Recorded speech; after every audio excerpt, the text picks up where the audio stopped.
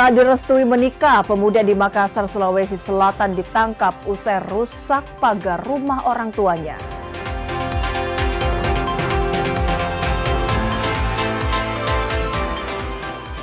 Insentif tak kunjung dibayarkan, ratusan tenaga kesehatan geruduk kantor Gubernur Sulawesi Tengah.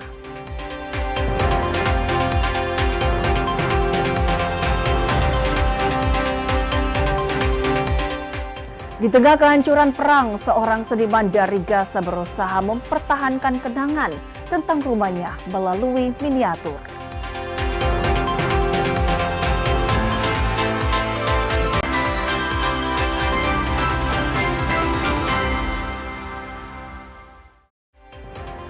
Selamat pagi saudara, Anda menyaksikan Kompas Pagi di Kompas TV Independen Terpercaya. Selain 3 berita utama tadi, beragam informasi penting dan menarik lainnya akan kami hadirkan untuk Anda. Bersama saya Wafik Asisa, kita jelang Kompas Pagi selengkapnya. Baru keluar sehari dari dalam penjara, seorang residivis kembali ditangkap tim unit reaksi cepat Polda Sulut pada Selasa malam 18 Agustus 2026. Pelaku ditangkap karena diduga melakukan penganiayaan terhadap istrinya gunakan senjata tajam. Seorang residivis asal Kelurahan Pandu, Kota Manado ini harus kembali berurusan dengan hukum. Pasalnya baru sehari bebas dari penjara karena kasus pencurian. Pelaku inisial YS diduga terlibat kasus tindak pidana penganiayaan terhadap istrinya. Kami mengamankan seorang pelaku percobaan pembunuhan dan kepemilikan senjata tajam. Jadi seperti rekan-rekan bisa lihat sebelah kiri di sini senjata tajam yang kami amankan. Bahwa pelaku ini tadi mengancam akan membunuh pelapor, dan saat ini pelapor sudah membuat laporan polisi di Polresta Manado. Untuk pelaku sendiri, sekedar informasi juga, baru bebas, tadi siang baru bebas dengan kasus pencurian sebelumnya. Jadi yang bersangkutan merupakan residivis. Ketika hendak ditangkap, terduga pelaku mencoba melawan petugas sehingga harus ditindak tegas dengan timah panas di bagian kaki. Jimmy Dapar, Kompas TV Manado, Sulawesi Utara. Seorang pemuda di Makassar ditangkap Resmo Polsek Makassar usai merusak pagar milik orang tuanya sendiri. Pelaku nekat lantaran kesal tak direstui untuk menikah. Siapa nama lengkapmu? Pemuda berinisial MI ini harus berurusan dengan pihak kepolisian usai merusak pagar rumah milik orang tuanya sendiri.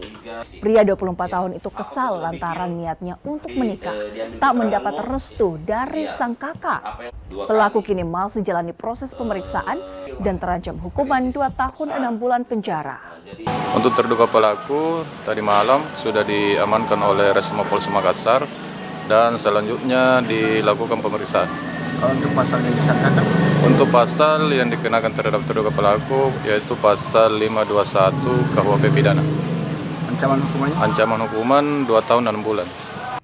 Kawasan wisata alam Gunung Nona di Kabupaten Nrekang, Sulawesi Selatan terbakar. Petugas gabungan bersama warga setempat pun berupaya memadamkan api yang terus meluas.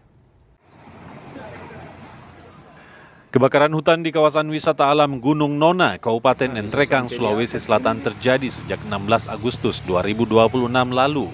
Kebakaran bahkan terus meluas hingga menghanguskan 10 hektar kawasan hutan lindung. Petugas gabungan TNI, Polri, BPBD, serta masyarakat setempat berjibaku memadamkan kobaran api. Kondisi cuaca yang panas akibat musim kemarau membuat api sulit dipadamkan. Terbatasnya pasokan air di kawasan pegunungan menambah panjang hambatan proses pemadaman. Dan kawasan hutan itu yang terbakar itu sekitar 7 sampai 10 hektar. Dan itu nanti bisa dipadamkan setelah sekitar jam 11 malam. Akibat kebakaran tersebut, aktivitas warga dan wisata terganggu. Warga diimbau untuk tidak lakukan pembakaran lahan, terutama di tengah musim kemarau panjang. Sudin Samsudin, Kompas TV Nrekang, Sulawesi Selatan. Sebanyak 17 unit asrama atau barak bujang di Kompleks Polres Memberamo Tengah, Papua Pegunungan hangus terbakar. pada Senin 17 Agustus 2026. Berdasarkan hasil olah tempat kejadian perkara dan keterangan sejumlah saksi, kebakaran diduga bermula dari stop kontak yang digunakan oleh beberapa personil. Kompleks asrama Polres Membramo Tengah, Papua Pegunungan dilanda kebakaran pada Senin siang 17 Agustus kemarin. Sebanyak 17 unit asrama atau barak bujang hangus dilalap api. Berdasarkan hasil olah TKP dan sejumlah keterangan saksi, api diduga bermula dari salah satu unit yang dihuni personel Polres Membramo Tengah. Api diduga berasal dari stop kontak yang digunakan secara bertumpuk.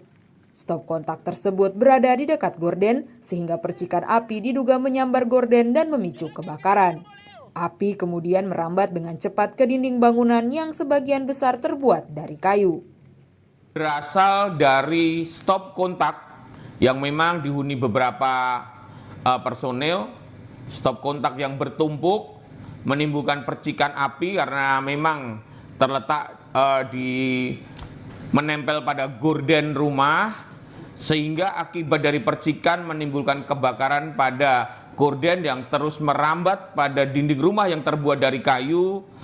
Dan pada saat itu panas terik dan angin cukup kencang sehingga api tidak bisa dikendalikan oleh personel Polres Membramo Tengah sehingga terjadi peristiwa kebakaran dan menghanguskan 17 unit asrama atau barak bujang tersebut. Kondisi cuaca yang panas dan tiupan angin yang cukup kencang membuat api cepat membesar dan sulit dikendalikan.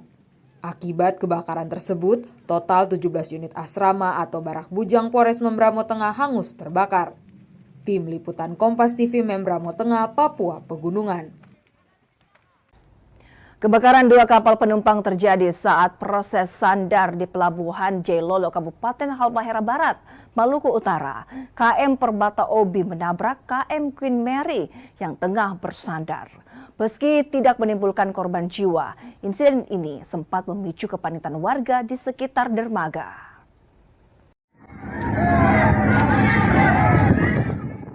Momen menegangkan ini terekam kamera warga. Terlihat KM Permata Obi melaju ke arah dermaga sebelum akhirnya menabrak bagian buritan KM Queen Mary yang tengah bersandar. Peristiwa terjadi Senin lalu saat KM Permata Obi melakukan manuver untuk merapat ke sisi kiri dermaga pelabuhan Jailolo. Namun di tengah proses sandar, pergerakan kapal diduga terganggu gelombang dan hembusan angin kencang. Kapal pun tak berhasil dikendalikan sepenuhnya hingga bagian depannya menghantam buritan KM Queen Mary. Benturan tersebut tidak menimbulkan korban jiwa, namun buritan KM Queen Mary mengalami kerusakan. Sejumlah fender atau karet penahan benturan juga lepas, sementara beberapa fasilitas pelabuhan turut terdampak. Pasca insiden, otoritas pelabuhan langsung memanggil pengelola kedua kapal. Penyebab utama adalah angin kencang. Kejadian ini tidak bisa terhindarkan. Kami telah memanggil para pihak, antara pihak kapal KM Permata Obi dan Queen Mary untuk menyelesaikan permasalahan ganti rugi di kantor UPP kelas 3 Jailolo, di mana terdapat beberapa kerusakan seperti bocornya lambung kapal Queen Mary, kemudian ada railing-railing yang patah, kemudian ada beberapa motor yang harus segera diperbaiki. Alhamdulillah kita sepakat pihak KM Permata Obi ini mengganti rugi, termasuk satu buah fender yang rusak.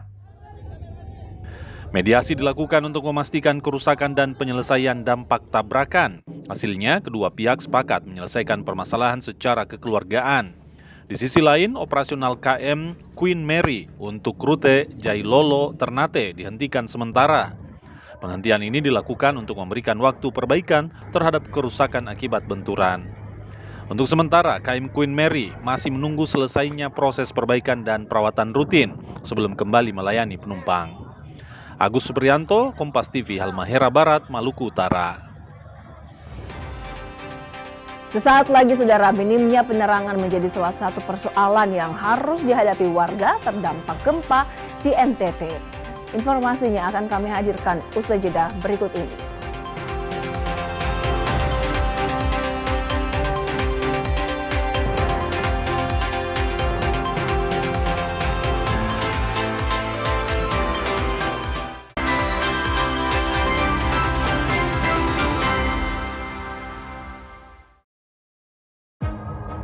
Upaya mencari solusi dari banyak sisi memerlukan pemikiran, kematangan,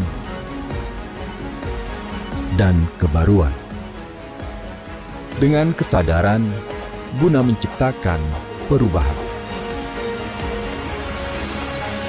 Bersama saya, Yogi Nugraha, dalam Satu Meja The Forum. Menyingkap tabir yang menyelimuti realita, menelusuri sisi gelap peristiwa, menyibak topeng ketidakadilan yang mengorbankan rakyat. Satu persatu dibongkar dalam Berkas Kompas. Setiap Selasa pukul 11 malam di Kompas TV.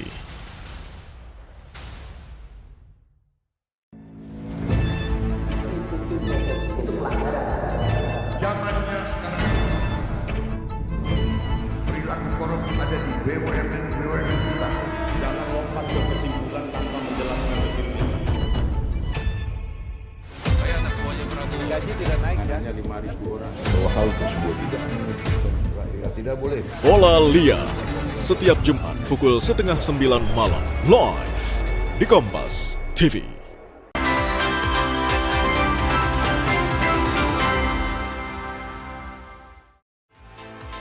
Terima kasih Anda kembali menyaksikan Kompas Pagi di Kompas TV Independen Terpercaya.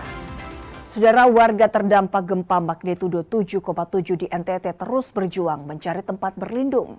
Pemerintah terus mengupayakan penanganan darurat, korban gempa terus dipercepat.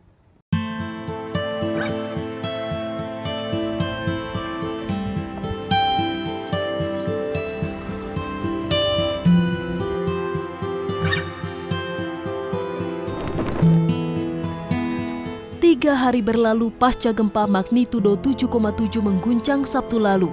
Warga terdampak gempa di Kampung Barangkolong, Reok, Manggarai, NTT masih berjuang mencari tempat berlindung. Seorang ibu terpaksa membangun tenda darurat secara mandiri di lokasi pengungsian demi mendapat tempat berlindung. Ia tak punya pilihan lain karena semua tenda yang tersedia telah penuh. Selain kesulitan mencari tempat tinggal, ia mengaku masih sulit mendapat air minum dan makanan. Kalau belum ada tendanya, kita mau tidur di mana sudah? Kasihan anak-anak, dingin. Terpaksa kita perempuan toh, ya harus rata toh. Selama ini saya tinggal di sini di sekolah min di depan ini, tidak pernah dapat bantuan. Akhirnya saya kepikiran toh, namanya orang sudah tua saya. Itu jadi darah tinggi saya. Akhirnya saya pulang, datang lagi ke sini, katanya ada gempa susulan, akhirnya buat lagi di sini. Kapolri bersama rombongan mengunjungi lokasi pengungsian korban gempa di Reok, Manggarai, Selasa siang. Kapolri ingin memastikan penanganan korban beserta kebutuhannya terpenuhi termasuk logistik, pelayanan kesehatan dan proses evakuasi. Polri telah mengerahkan 236 personel dan pesawat CASA serta helikopter ke NTT untuk mendukung penanganan bencana. Kami telah mengirimkan 247,66 ton bantuan logistik, dan bantuan ini juga tentunya kita harapkan bisa membantu gabungan dari Mabes dan Polda-Polda yang ada, dan kami akan terus dorong sampai dengan kebutuhan terpenuhi. Sebelumnya, Wakil Menteri Sosial Agus Jabo Priyono menyebut penanganan darurat bagi masyarakat terdampak gempa di NTT terus diperkuat. Kemensos prioritaskan distribusi kebutuhan pokok bagi warga terdampak. Kita prioritaskan sekarang ini yang kita distribusikan adalah kebutuhan pokok, ya, terutama permakanan, pakaian dan tenda berserta selimut. Termasuk kemudian kita juga akan belanja, ya, bekerja sama dengan bulog-bulog setempat, gitu loh. Dalam waktu dekat ini kita akan belanja 48 ton beras. Berdasarkan data Pusat Data Informasi dan Komunikasi Kebencanaan BNPB, per 18 Agustus 2026 pukul 17.00, jumlah korban meninggal akibat gempa 7,7 NTT sebanyak 70 orang, sementara korban luka mencapai 1.184 orang. Saat ini, jumlah warga terdampak yang mengungsi mencapai 40.216 jiwa. Tim SAR masih terus melakukan penyisiran ke wilayah terdampak gempa. Penyisiran dilakukan ke lokasi yang diduga terdapat korban. Basarnas juga mengerahkan helikopter untuk mendukung evakuasi medis bagi korban terdampak gempa. Tim Liputan Kompas TV. Minimnya penerangan menjadi salah satu persoalan yang harus dihadapi warga terdampak gempa di Kecamatan Reo, Kabupaten Manggarai, Nusa Tenggara Timur. Berikut laporan jurnalis Kompas TV Citos Natun dari tenda pengungsi di Manggarai, Nusa Tenggara Timur. Ini saya tengah berada di salah satu lokasi pengungsian terpusat di Kampung Barangkolong, Kecamatan Reo, Kabupaten Manggarai, Nusa Tenggara Timur. Di lokasi ini kurang lebih terdapat 1.300-an warga yang mengungsi akibat tempat tinggal atau rumah mereka rusak terkena dampak gempa 7,7 skala Richter pada tanggal 15 Agustus tahun 2026 kemarin. Nah, seperti apa kondisi mereka ini bisa saya tunjukkan di tenda-tenda pengungsian. Nah, di sini kurang lebih ada 10 orang yang menempati tenda ini dengan fasilitas yang cukup minim. Nah, ini seperti ini bisa saya tunjukkan. Ada begitu banyak warga yang memang sejak hari pertama sudah datang ke tempat ini untuk mengungsi. Di tempat ini kurang lebih ada 10 orang yang harus menempati rumah tenda-tenda pengungsian dengan fasilitas yang sangat minim, terutama penerangan dan juga kebutuhan akan air bersih yang memang masih sangat kurang di tempat ini, karena mengingat masih banyak kebutuhan khususnya untuk anak-anak dan juga lansia yang memang ikut mengungsi sejak tanggal 15 kemarin. Pantau terus berita-berita tentang gempa yang terjadi di Pulau Flores pada tanggal 15 kemarin di Kompas TV. Saudara, sejumlah rumah warga rusak dan hancur akibat gempa magnitudo 7,7 yang mengguncang Pulau Flores, Nusa Tenggara Timur. Berikut laporan jurnalis Kompas TV Benedik Citus Aditya bersama juru kamera Andika Pratama dengan salah satu warga yang terdampak di Desa Tungguramba, Kecamatan Asesa, NTT. Ya, saudara, saat ini kami berada di Desa Tunggurambang, Kecamatan Asesa, Kabupaten Nagekeo, di mana kami tadi sempat melihat-lihat untuk menuju ke lokasi paling terdampak akibat gempa yang terjadi pada Sabtu lalu, begitu ya. Di belakang saya ada salah satu rumah yang sangat terdampak akibat gempa yang terjadi berkekuatan 7,7 magnitudo. Kalau bisa Anda lihat, saudara, ini salah satu rumah yang terdampak akibat gempa, di mana kondisinya saat ini sudah hancur, hebel-hebel sudah retak dan juga berjatuhan dengan atap dari kayu dan juga seng, begitu ya, saudara. Nah, untuk mengetahui terkait pada waktu kejadian, saya sudah bersama pemilik rumah, yakni Pak Sarip. Pak Sarip, selamat pagi Pak Sarip. Iya, pagi Pak. Pak Sarip, sedikit soal kejadian pada saat hari H terjadinya gempa. Iya. Ini boleh diceritakan pada saat itu terjadinya seperti apa dan Pak Sarip sedang berada di mana? Ya, saya sudah bangun Pak, dari tempat tidur sudah bangun keluar, tapi saya punya anak dua-dua dengan saya punya ibu masih di dalam. Tidak lama, sekitar 5:30 itu Pak, ada goyangan, jadi saya lari ke dalam tapi sudah roboh semua. Cuma saya kasih selamat dengan saya punya anak, dengan saya punya cucu, dengan istri. Cuma anak satu orang itu kena tusukan besi Pak, dalam sampai patah kaki. Hari Sabtu itu jam 5:30 itu Pak. Jadinya langsung roboh semua rumah saya, lari keluar semua dengan tetangga-tetangga semuanya keluar semua itu Pak. Pak Sarip, kalau boleh tahu di dalam rumah ini Bapak tinggal bersama berapa orang?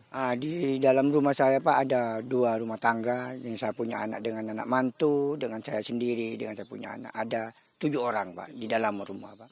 Apakah ada korban Pak pada saat itu? Ya korban saya punya anak ponaan itu Pak yang kena tusukan besi, kakinya sebelah kanan itu Pak. Gitu.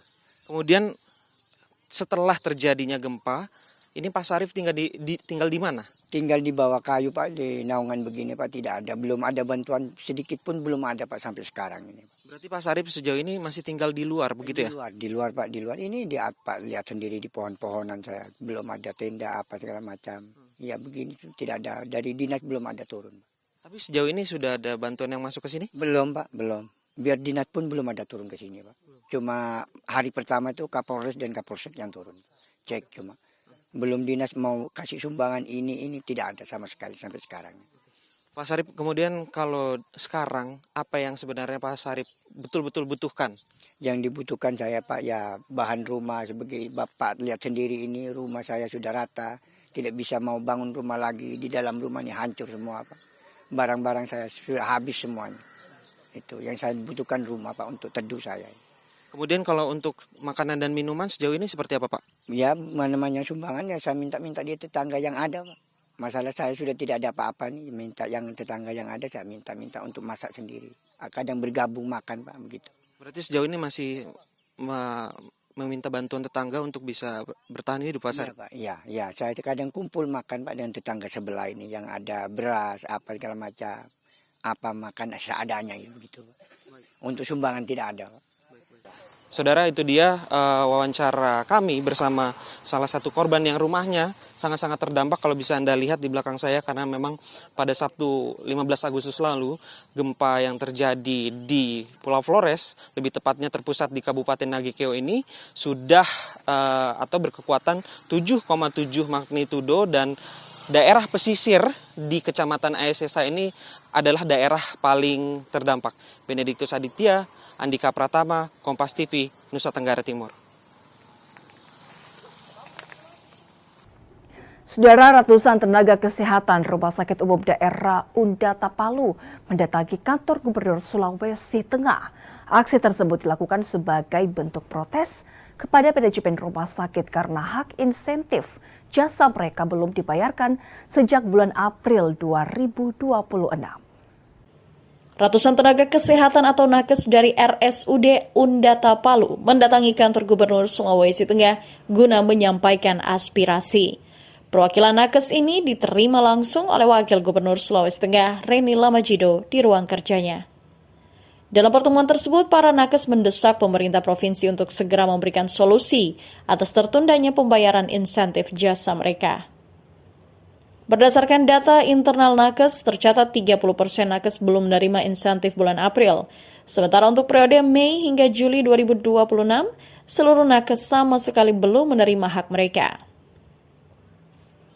Selain keterlambatan pembayaran, para nakes juga mensoroti kurangnya transparansi dari pihak manajemen rumah sakit terkait skema pembagian insentif jasa.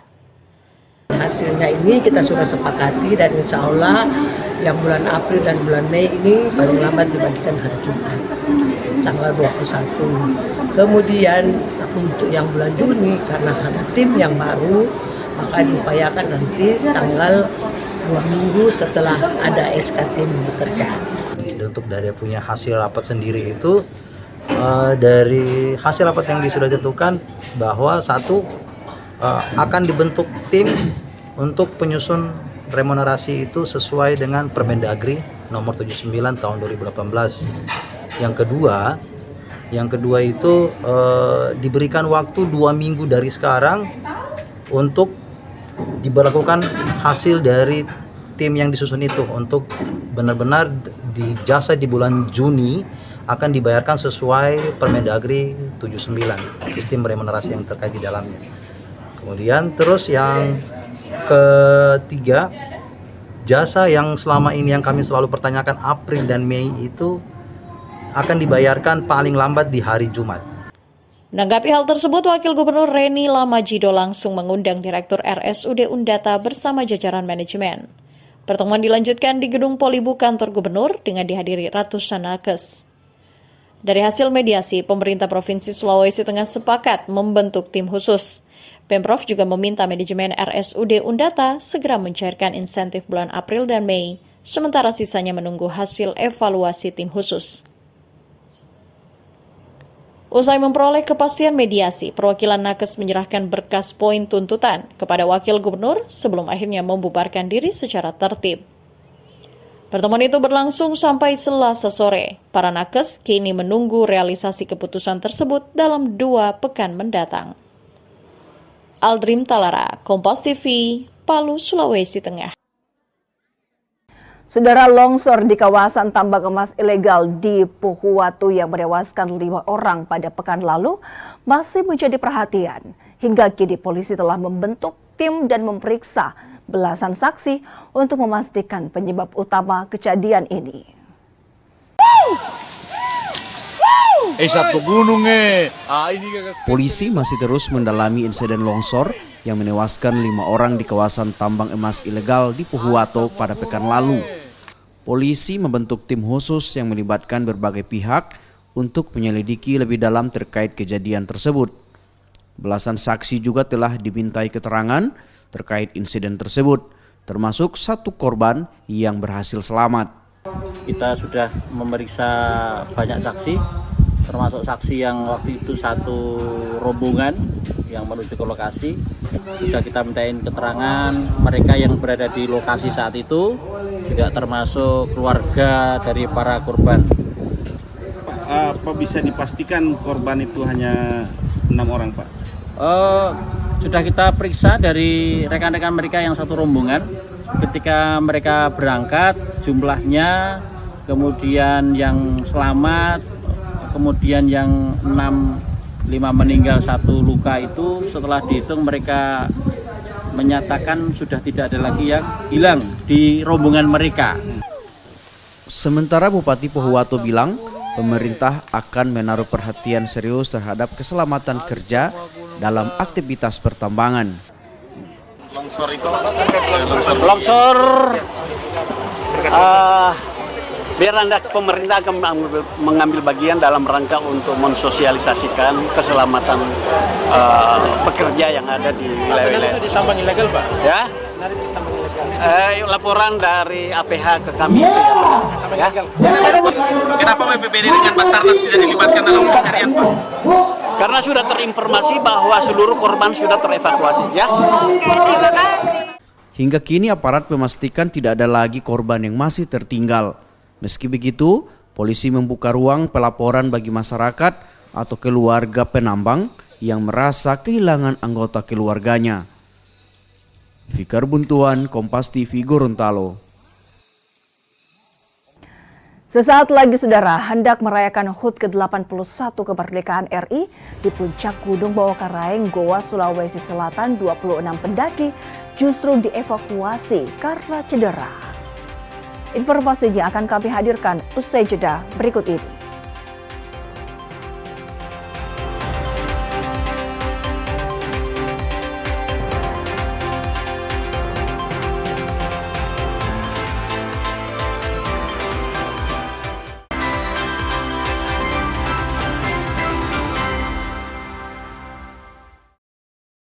Aturannya atau regulasinya sudah ada belum? Ini WNA boleh masuk, tapi tidak duduk dalam manajemen pengambil keputusan.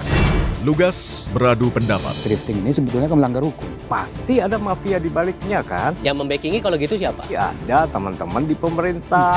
Perspektif bisnis dan kebijakan. Industri kita kan 200 triliun sekian. Ini dianggap sebagai ancaman atau peluang sebetulnya? Peluang buat siapa ini? Simak Business Talk, Selasa pukul 10 malam di Kompas TV.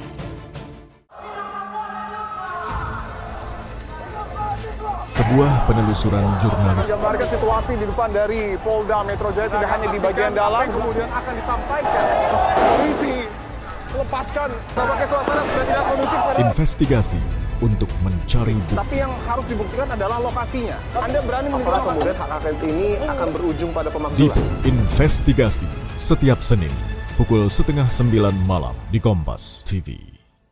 Sejumlah pemerintah daerah Kabinet Merah Putih di bawah komando Presiden Prabowo menjalankan roda pemerintahan demi kemajuan bangsa dan kesejahteraan rakyat Indonesia. Penerapan work from home bagi aparatur sipil negara sebagai langkah efisiensi kerja dan penghematan energi dampak konflik di Timur Tengah. Kawal terus kinerjanya dalam Jurnal Merah Putih. Senin sampai Jumat pukul 2:30 siang live di Kompas TV.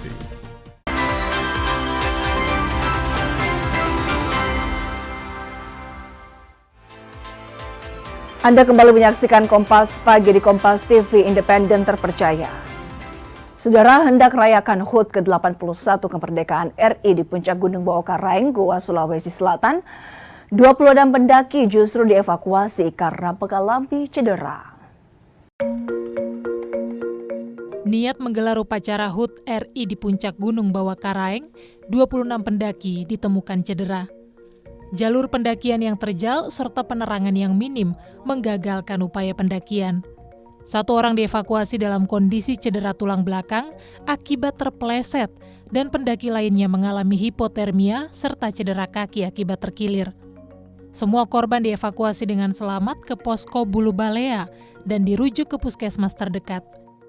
Kami telah menangani 26 orang pendaki yang mengalami trouble. Terdiri dari 7 orang laki-laki dan 19 orang perempuan. 1 orang pendaki yang terpleset ataupun terjatuh sehingga mengalami cedera tulang belakang. Ada yang mengalami hipotermia, terkilir, dan ada pun yang kram otot paha. Pengelola Gunung Bawakaraeng mencatat lebih dari 3.700-an pendaki naik ke puncak gunung di hari kemerdekaan. Operasi SAR disiagakan di sejumlah posko mengantisipasi tingginya animo pendaki di puncak Gunung Bawakaraeng di momen hari ulang tahun kemerdekaan RI. Asis Amin, Kompas TV, Goa, Sulawesi Selatan. Saudara, Kantor Kesyah Bandaran dan Otoritas Pelabuhan Manado meminta seluruh pengguna transportasi laut meningkatkan kewaspadaan terhadap angin kencang dan gelombang tinggi di perairan Sulawesi Utara. Imbauan kewaspadaan di laut menyasar kapal penumpang, kapal nelayan, kapal wisata, serta pengguna jasa transportasi laut lainnya. KSOP Manado meminta nakoda tidak memaksakan pelayaran ketika kondisi cuaca tidak mendukung. Kepala Seksi Keselamatan Berlayar, Penjagaan, dan Patroli Benaya Samri Yostafia mengatakan pihaknya terus memantau perkembangan cuaca bersama Badan Meteorologi, Klimatologi, dan Geofisika. Meski kondisi cuaca sempat berubah cepat, Benaya menyebut tinggi gelombang yang tercantum dalam informasi BMKG sekarang ini masih berada pada kategori sedang. Jadi masih kategori sedang. Yang diberitakan di BMKG masih kategori sedang. Ya itulah perubahan cuaca yang mungkin cepat yang menyebabkan adanya gelombang tinggi. Yang kami prediksi bahwasannya pada saat itu mungkin kondisi ada pasang ataupun surut pada saat itu. Jadi meningkatkan angin yang mungkin bertiup agak kencang waktu itu dan gelombang pun mengikutinya. KSOP Manado berharap para nakoda, nelayan, dan pengelola kapal wisata terus mengikuti informasi cuaca dari BMKG. Langkah tersebut penting untuk mencegah risiko kecelakaan dan menjaga keselamatan penumpang maupun awak kapal selama beraktivitas di laut. Jimmy Dapar, Kompas TV Manado, Sulawesi Utara. Pemerintah Kota Makassar menggelar job fair dengan menghadirkan 50 perusahaan dari berbagai sektor usaha. Job fair kali ini membuka lebih dari 300 lowongan kerja dengan total tenaga kerja yang dibutuhkan mencapai 1.500 orang lebih. Sejumlah pencari kerja di Kota Makassar, Sulawesi Selatan memadati kegiatan job fair yang digelar pemerintah Kota Makassar, Sulawesi Selatan. Job fair kali ini menghadirkan 50 perusahaan dari berbagai sektor usaha dan membuka 334 lowongan kerja dengan total tenaga kerja yang dibutuhkan mencapai 1.500 orang lebih. Kalau kesan pertama sih, alhamdulillah Kak, sangat senang Kak, karena kan di sini ceritanya pemerintah fasilitasi kita untuk mendapatkan pekerjaan lebih mudah atau istilahnya dipermudahkan lah oleh pemerintah. Nah, adapun juga ini merupakan pengalaman kedua lah Kak, karena pengalaman pertama saya juga itu kemarin di Unas Expo, dan ini yang kedua saya job fair-nya di Mall Finish ini Kak. Salah satu cara bagaimana kita dalam rangka yang paling pertama membuka lapangan kerja yang sebesar-besarnya dan menekan angka pengangguran terbuka yang ada di Kota Makassar, yang kita tahu angkanya masih ada di kurang lebih 9% yang turun dari 2 digit tahun lalu menjadi perusahaan distribusi, ada perusahaan makanan, minuman, dan menurut saya ini sangat luar biasa. Yang lebih penting lagi bahwa beberapa perusahaan ini itu accept atau menerima saudara-saudara kita yang difabel. Job fair pemerintah Kota Makassar ini digelar selama 2 hari hingga Kamis 20 Agustus. Selain menyediakan lowongan kerja, job fair juga diramaikan dengan kegiatan workshop pengembangan skill dan potensi serta kegiatan networking membangun koneksi. Arif Tirtada, Kompas TV, Makassar. Dalam rangka memperingati HUT ke-81 kemerdekaan Republik Indonesia tahun 2026, sebanyak 418 warga binaan lapas kelas 2B Merauke mendapatkan revisi umum dan pengurangan masa pidana. Peringatan HUT ke-81 kemerdekaan Republik Indonesia tahun 2026 turut dirayakan di lapas kelas 2B Merauke dengan penyerahan remisi kepada warga binaan. Saat ini jumlah penghuni lapas kelas 2B Merauke mencapai 564 orang, terdiri dari 486 narapidana dan 78 tahanan. Dari jumlah tersebut, sebanyak 418 warga binaan mendapatkan remisi umum dan pengurangan masa pidana dalam rangka HUT ke-81 kemerdekaan RI. Remisi diberikan kepada warga binaan dari berbagai jenis pidana dengan mempertimbangkan persyaratan yang telah ditetapkan. 4 warga binaan yang mendapatkan remisi umum dan langsung mengakhiri masa pidananya pada peringatan Hari Kemerdekaan. Remisi tidak hanya diberikan kepada warga binaan dengan jenis pidana tertentu, namun seluruh jenis pidana yang ada di lapas kelas 2B Merauke sepanjang memenuhi persyaratan. Pada hari ini, penyerahan remisi di lapas kelas 2B Merauke sebanyak 418 orang dengan jumlah warga binaan sekarang 564. Dari 418 orang itu yang mendapatkan remisi, ada 4 orang yang mendapatkan remisi umum RU2. Jadi 4 orang setelah mendapatkan remisi pada hari ini langsung yang bersangkutan bebas. Seluruh pidana yang ada di lapas kelas 2B Merauke ini mendapatkan remisi 17 Agustus ini. Termasuk pidana seperti narkoba dan semua dapat ya? Semua dapat. Pemberian remisi diharapkan menjadi motivasi bagi warga binaan untuk terus berkelakuan baik dan mengikuti program pembinaan selama menjalani masa pidana. Kathleen Romera, Kompas TV Merauke, Papua Selatan. Masih dalam momen perayaan Hari Kemerdekaan Republik Indonesia ke-81 turut dirayakan sejumlah wisatawan asing di Gorontalo. Bukan sekedar menonton, para wisatawan asal Jerman dan Prancis ini turut bersaing dalam berbagai lomba tradisional bersama warga.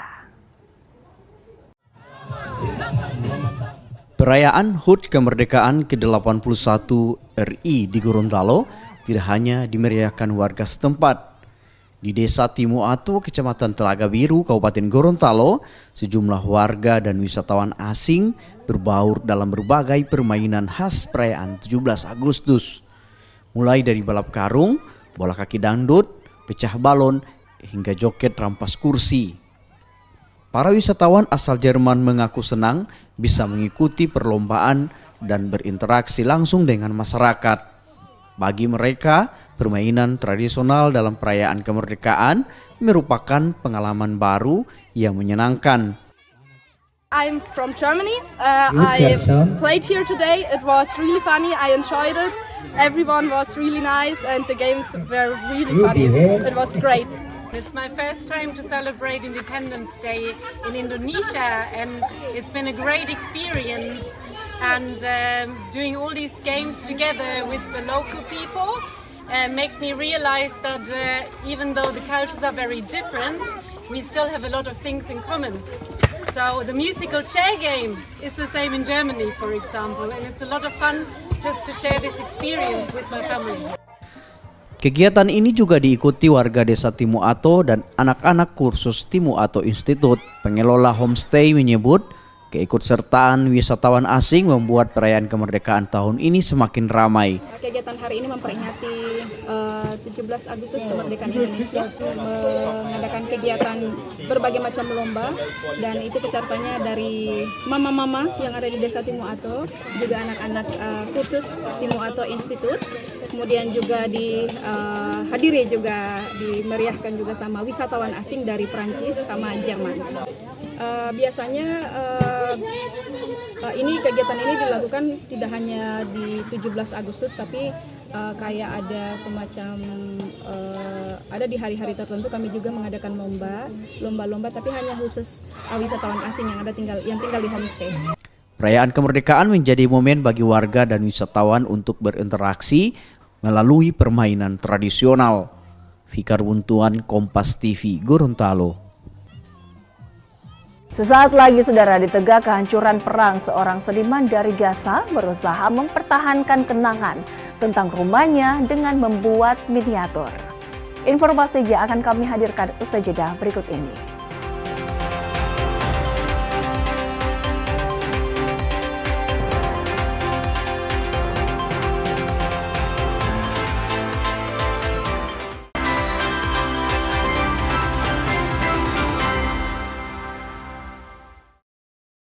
Insiden maut pesta pernikahan anak Gubernur Jawa Barat disapu puting beliung pada Sabtu lalu. Ulasan peristiwa penting terkini. Abolisi serta amnesti adalah hak Presiden. PDIP juga menyebut mendukung pemerintahan dari luar. Menjadi informasi dari seluruh tanah air saat ini. Ribuan orang dari berbagai elemen masyarakat memadati kawasan Silangan. Sidang diisi dengan lantunan doa serta orasi. Kompas Petang, setiap hari pukul 4 sore, live di Kompas TV.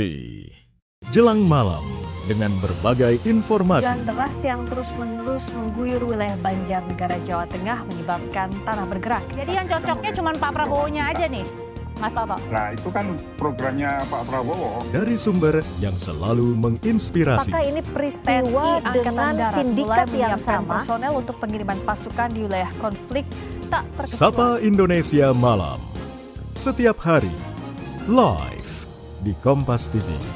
Rekaman CCTV yang memperlihatkan detik-detik penemuan jenazah diplomat Kemlu. Buat siang hari Anda lebih berkualitas dengan berita-berita pilihan kami. Menurut data BPBD, ada berapa wilayah yang terdampak banjir di Bali? Ragam informasi dari setiap peristiwa yang terjadi di seluruh penjuru negeri. Terangkum semua di Sapa Indonesia Siang. Senin sampai Jumat pukul 1 siang. Live di Kompas TV.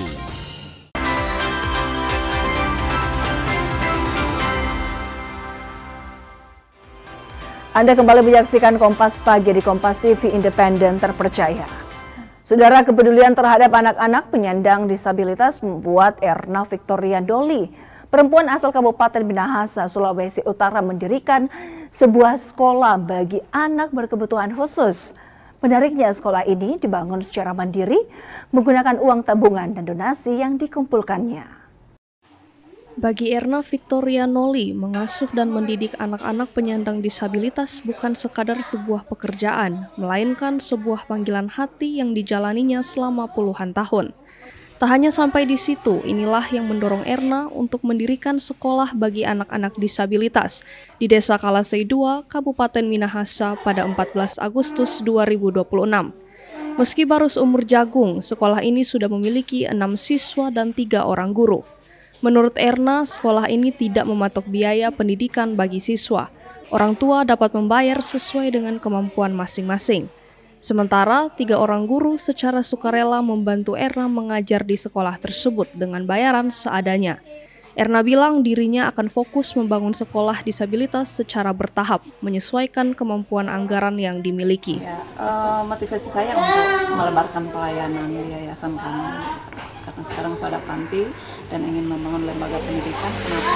Supaya ada banyak anak-anak lagi yang bisa mengenyam pendidikan berkebutuhan khusus. Karena di daerah Minahasa, khususnya di Kecamatan Mandolang ini, belum ada sekolah khusus untuk anak berkebutuhan khusus. Untuk mendirikan sekolah ini sebenarnya tempatnya ini orang masih cicil, belum lunas. Erna Noli optimis melalui sekolah ini anak-anak disabilitas bisa mendapatkan kesempatan bersekolah dan mengembangkan potensi serta memiliki masa depan yang lebih layak. Swingli Manderes, Kompas TV Manado, Sulawesi Utara. Di tengah keindahan Kepulauan Togean, Sulawesi Tengah, potensi kelapa diolah menjadi produk perawatan tubuh oleh UMKM Naturale. Berlokasi di Desa Tubulawa, Kecamatan Batu Daka, Naturale memproduksi sabun, sampo, kondisioner, hingga pelembab tubuh. Bahan utamanya minyak kelapa yang diperoleh dari kebun milik usaha dan petani mitra. Setiap hari sekitar 130 hingga 200 batang sabun diproduksi. Produk Naturale kini telah dipasarkan ke luar daerah, termasuk Bali dan Raja Ampat. Perkembangan usaha ini turut didukung pendampingan Bank Indonesia Sulawesi Tengah melalui pelatihan, pengembangan pemasaran, serta penguatan kemasan. Hana, manajer operasional Naturale, menyebut pendampingan tersebut membantu usahanya memperluas pasar. Bahannya kita hampir 90% itu dari minyak kelapa. Kalau untuk soap bar kan ada beberapa varian, kita ambil kayak pakai bubuk kunyit, terus untuk parfumnya itu pakai parfum orange, terus ada juga yang pakai minyak nilam, terus bubuk seaweed. Kita ada 6 varian semuanya. Yang menarik, Naturale memperkerjakan sekitar 35 orang dan seluruhnya perempuan. Salah satunya Tutun, pekerja di pabrik Naturale. Baginya, pekerjaan ini membantu memenuhi kebutuhan keluarga, termasuk membiayai tempat tinggal anaknya yang bersekolah di Ampana. Alhamdulillah sudah bercepat ya, bisa mau mau beli itu sudah bisa, mau kasih menjakan anak sudah bisa. Kalau kemarin sebelum kerja di sini ya bagaimana ya, agak susah. Dari pulau kecil di tengah Teluk Tomini, para perempuan ini mengolah potensi lokal menjadi produk yang menembus pasar luar daerah. Naturale membuktikan UMKM di pulau tak harus terbatas oleh jarak. Dari Togean, produk lokal terus menyeberang, membawa nilai ekonomi dan cerita tentang perempuan yang terus berdaya. Rolis Muhlis, Kompas TV, Tojo Una-Una, Sulawesi Tengah. Saudara, di tengah kehancuran perang, seorang seniman dari Gaza berusaha mempertahankan kenangan tentang rumahnya. Bagian-bagian rumah yang hancur kini diubah menjadi miniatur sebagai pengingat akan tempat yang pernah menjadi rumah.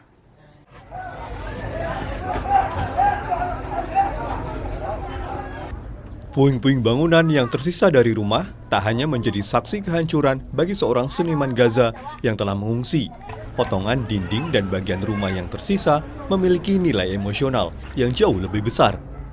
Material dari rumah yang hancur kemudian dikumpulkan dan dijadikan bagian dari karya seni miniatur.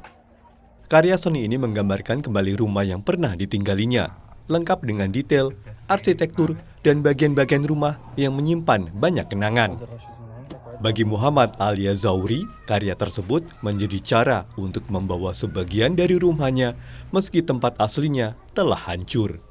أنا حبيت أوصل رسالتي بشكل مختلف أوضح الفرق بين حياة البيوت وحياة الخيام ووصلت الصورة بشكل كامل عن طريق مجسمي بدون ما.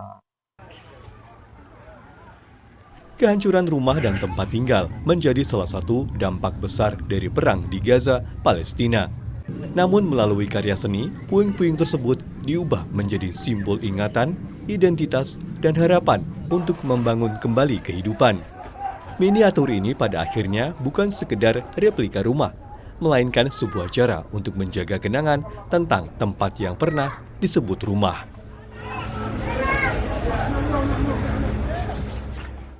Saudara, informasi tadi sekaligus mengakhiri kebersamaan kita dalam Kompas Pagi di Kompas TV Independen Terpercaya. Saya Wafik Asisa, mewakili seluruh kerabat kerja yang bertugas pamit. Terima kasih, selamat beraktivitas dan sampai jumpa.